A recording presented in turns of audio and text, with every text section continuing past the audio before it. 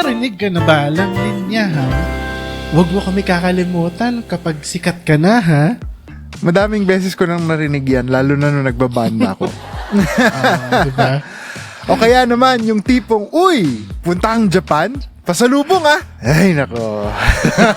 Ay, nako. Ilang beses natin naririnig yan. Can I just remind you that pasalubongs are not a requirement? Hindi. When you arrive back home, it's something to be given out of love and care. Kusang loob po to. Oo, hindi utang na loob, ha? Kayo talaga. At kung sakali mang wala mang pasalubong para sa'yo, dapat di ka magtatampo. On our episode today, we'll discuss why pasalubongs shouldn't be, kita niyo yan? Shouldn't be a requirement. Huh? Wait! But why? Kasi nga,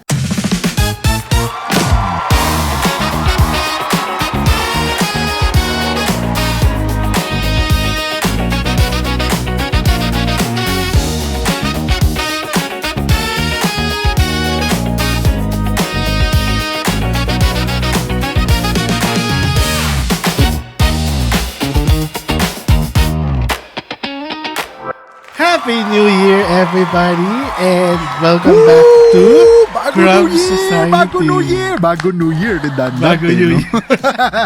Taglish eh.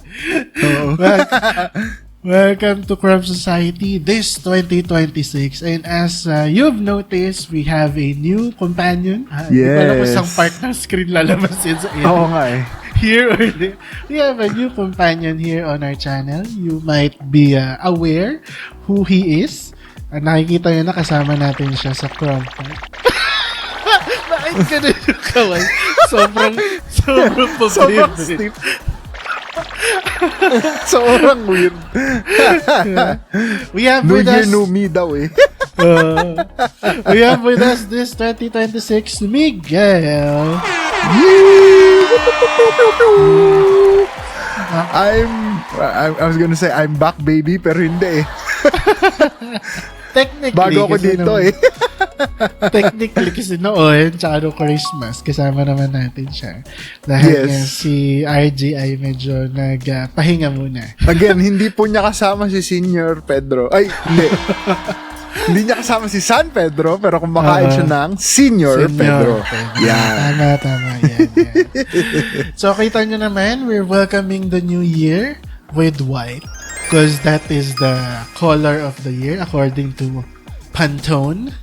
It's Cloud Dancer. So, in emerald green, if I'm not mistaken. So, welcome to the new year, everyone. But syempre, while we are here in the new year, same pa rin naman yung mga problema natin. Diba? Right. Same pa rin naman yung mga pag-uusapan natin. Generational problema na yan. Talaga eh. Problema talaga. Light muna tayo ngayong first episode of 2026. And that is, sabi nga natin sa intro, gusto na pag-usapan, bakit nga ba ang pasalubong ngayon? Parang grabe, sobrang requirement na. Diba, mix na lalaman ko eh. Parang meron ako alam na kwento dyan Actually, hindi pa sa lubong yung ginawa mo noon eh. Package eh. Package. Anyway. Hindi natin pag-uusapan yun.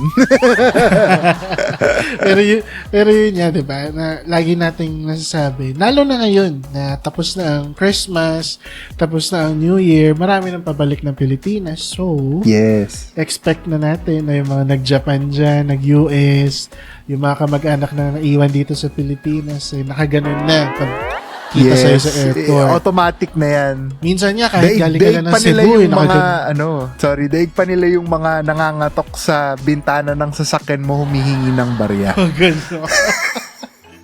Ay, oo. Yun, pag ginanon mo tok-tok, aalis na yun eh.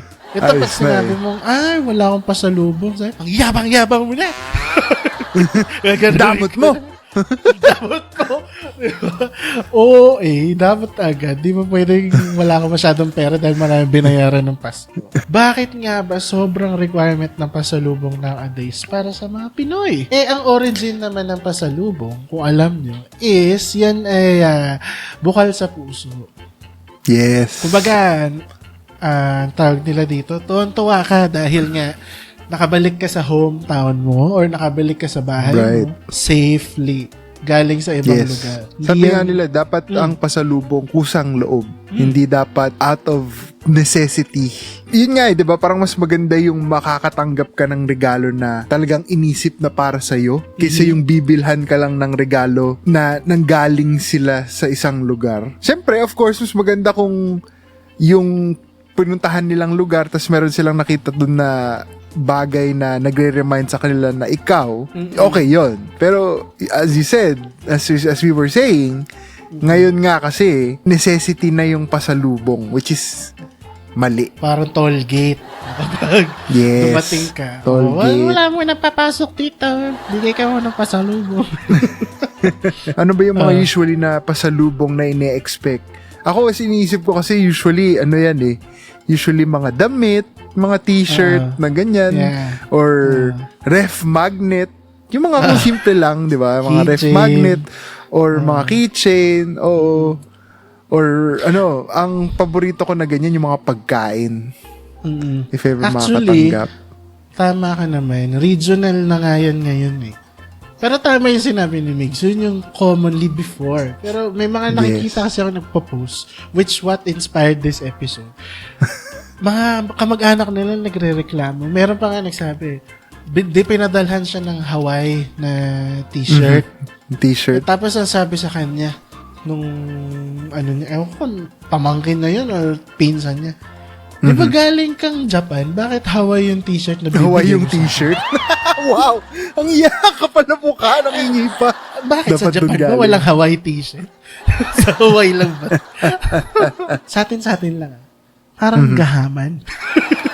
Okay. So, demanding, kumbaga. Sinasabi nga nila na dumating daw naghahanap ng spam, ng Jergens, ng Dove na imported. Ito sa SM Aura ka, meron nun. Nga. Sa SNR meron? Sa SNR, diba? SNR so, meron. Pure gold meron na. Mahal nga lang kasi imported. Mahal lang. Bakit sobrang requirement? Tapos ngayon, regional pa kailangan. Kung saan ka nang galing, parang kailangan dapat doon pa galing mismo. Baon mo yun lahat. Hindi naman yun tama. Nagmumukha po tayong how can gahaman. I say this? Yeah, we can't say it in a nicer way. Yes, gahaman. Lack of a better term. Huwag na natin ikot-ikutin, gahaman po talaga. Kaya sa ating mga viewers, wag po kayong maging gahaman. Wag po kayong mag-expect just because nanggaling yung isang tao sa ibang bansa or sa ibang lugar na hindi pa kayo nakakapunta, hihingi na kayo ng pasalubong. Actually, may mga mababait na tao na nagtatanong anong gusto mo sa lugar na to. Ako ngayon, ang lagi ko na lang sagot doon, dalan mo lang ako ng mga kwento mo. Or pakita mo lang sa akin yung mga pictures kung saan ka galing. Kasi, ang mas importante sa akin is yung nakikita kang masaya na ine-enjoy mo yung bagong lugar. Tsaka, yung mga kwento mo na nandun ka. Kasi para pag ako naman yung pumunta doon, di pupuntahan ko rin yung mga pinuntahan mo, di yun yung magiging regalo mo for me. Tapos kung pagkain, ilang linggo lang, wala na. Wala na. Na-enjoy mo nga, yes. Pero, mas mainam na yung kwento kasi yung kwento nasa sayo habang buhay. Kaya huwag kayo magtampo na pag di kayo nabibigyan ng pasalubong. Mahirap po ang buhay sa abroad, si Migs ang makakapagpatunay dyan. Yep. Hindi po madaling bagay ang maging isang immigrant. Akala ng maraming tao basta nakalipat ka ng bansa napakadali ng buhay. Hindi po. Actually, mas mahirap. Kasi aside na kumakayod ka ng trabaho, dadagdag pa yung kalungkutan. Kasi, mag-isa ka lang. Hindi ka sanay sa kultura ng iba. So, mag-a-adjust ka. Aalamin mo. Eventually naman, it will fade away. However, yun nga syempre, sa umpisa talagang mahirap. So, hindi po lahat. Kaya, yun din hindi ko rin ina-advise na sa lahat mag-abroad kung hindi ka sanay mag-isa. Kasi malaking bagay yung self sa abroad. Pang matatatag lang talaga ang loob. I would Talaga say. self-reliant. Yan ang sinasabi. Yes, na. exactly. Self-reliant.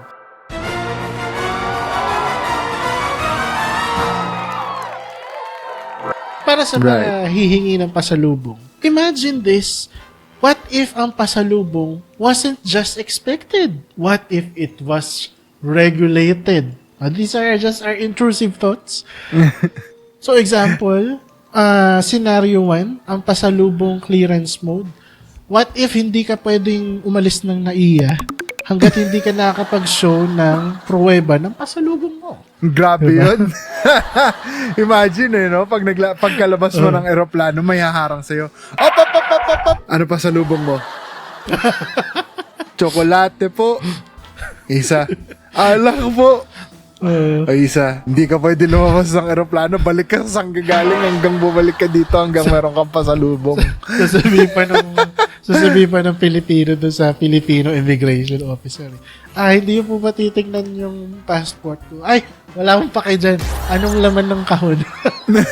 Ano laman ng ano laman nung bag na nadala-dala mo ngayon? Ano yan? Carry. Oh. Duty free ba yan? Duty free? Diba? Require sa'yo yung resibo o kaya yun nga, random bag check. O, Yes. Tapos, pag isa lang yung Toblerone mo, meron kang fine na 500 pesos. Hindi pwedeng isa lang. Kailangan, yung malakihan, yung ganun. Yung malaki. Tas at least mga tatlo. Oo, mga tatlo, para I love you daw. Oo. Diba? Yan. Actually, hindi yun na kailangan pumunta ng airport at hindi na natin kailangan i-imagine tong scenario to. Umuwi lang kayo sa probinsya. Yes, actually. Ganyan, parang ganyan. Parang Ganyan na ka na rin kagad, nag-naiya. yes. Doon pala daw, dinudumog ka pag alam kang Wow. galing Maynila. Pagbaba mo pa lang ng kabayo daw. Kabayo? Hindi tricycle. Kabayo ang magsusundo. Oo. Pagbaba mo pa lang daw talaga, uy, si Maynila yan. Uy, kamusta? Pasalubong. Ganon. Ang Diyos ko. Iba na Medyo talaga. kumakapal lang ang mukha ng mga Pinoy. Kakababa mo lang sa kabayo, wala ka pang pahinga, galing kang biyahe. Parang hold up sa pasalubong ko. Hold up.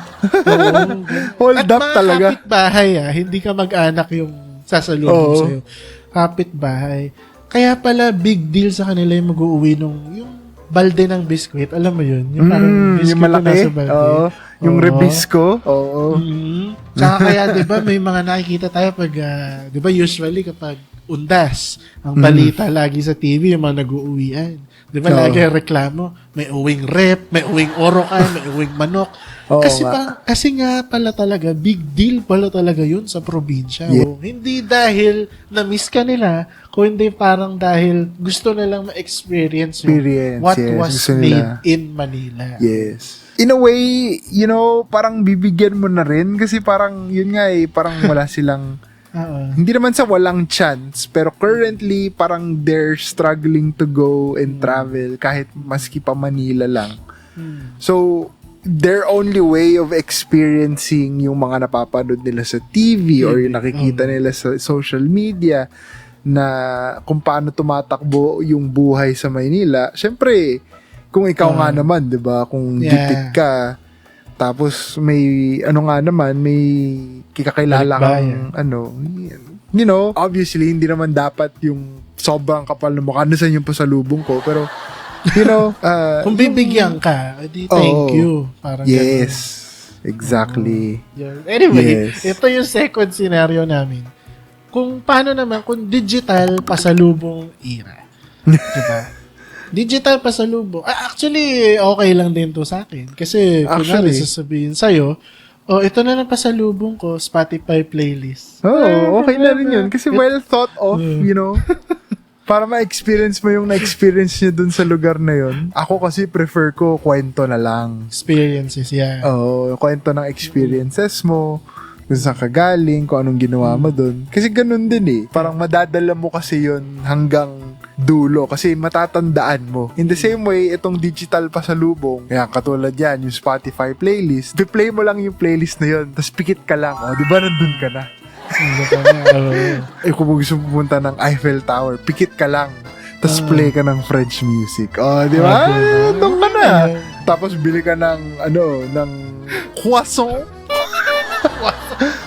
Paano nga ulit? Hindi pala Croissant. croissant.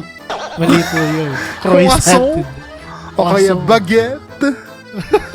Di ba? Oh, di ba? Oh, nasa France ka na. Nasa Paris ka na, di ba? Ang galing. Pumunta ka sa pumunta ka sa French baker. Tapos Sa ka ng French bakery. beret. Tapos mag-drawing ka ng Magbigote. gano'n. Tapos order ka sa French baker sa SM. Sabihin mo, monsieur, croissant. Pasensya na lang tayo pag binato ka ng harina ng mahirap. O kaya i-edit in mo yung sarili mo sa airdrop photo ng Eiffel Tower. Okay. Parang nandun ka, nakaganon ka rin, no? Nakaganon. Sige, triangle. Ano ba yung mga usual poses nila? Yung nakalinig, nakaganon. Oo, yung nakaganon. Tutusukin, yung usog. O kaya igagano sa ulo. Usag yung Eiffel Tower. Baka Pinoy lang yung gumagawa.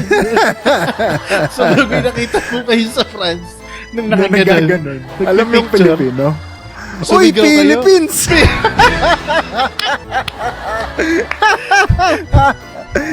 Philippines! Aray ko. At syempre, ang pinaka-worst pasalubong Hall of Fame. Syempre, sasabihin Ayun. natin, ano ba yung mga item na instantly na itatakwil ka ng mga kamag-anak mo. Kunwari, ito yung mahirap eh. Nagpasalubong ka na, itatakwil ka pa dahil ang binigay mo sa kanila, magnet, o kaya yung shampoo sa hotel. Uy, may kilala ko ganyan. Pero hindi ko kamag-anak ha.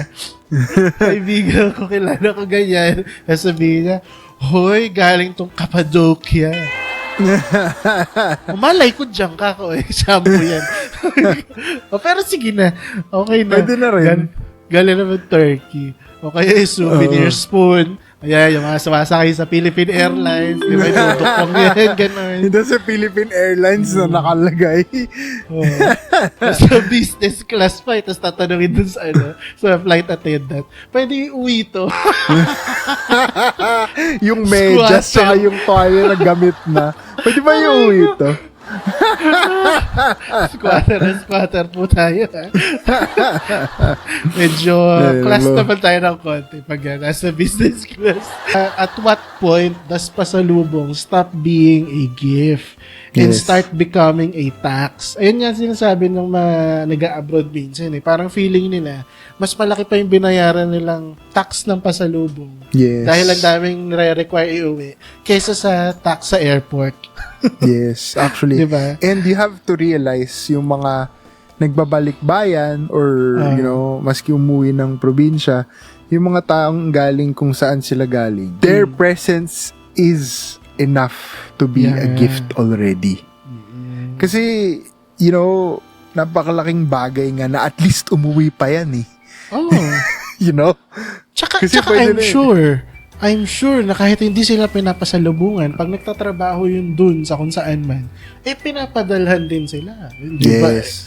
Kung Exactly. magtatampo ka pa dahil sa pasalubong, sabihin ko kaya sa'yo, wag kaya kita padalhan ng pang tuition.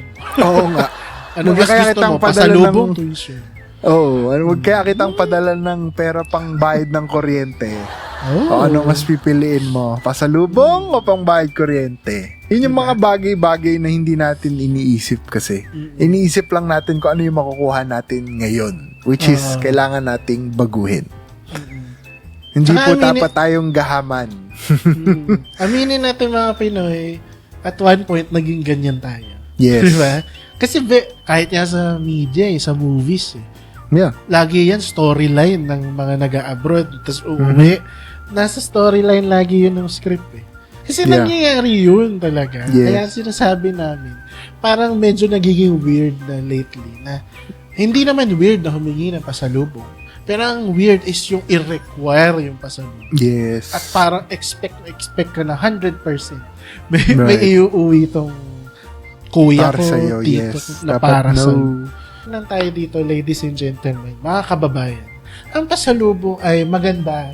Sinasabi nga nila, parang Pasko. O, tapos na tayo sa Pasko, di ba? Pero alalahanin natin ang regalo ng Pasko na hindi natin ine-expect na dadating sa atin. Yes. Diba? Mas masarap yun. O sabihin lang natin, hindi yung ina-expect mo yung ibigay sa'yo. Ref magnet lang or ano. Buti nga naalala ka niya eh. Yes.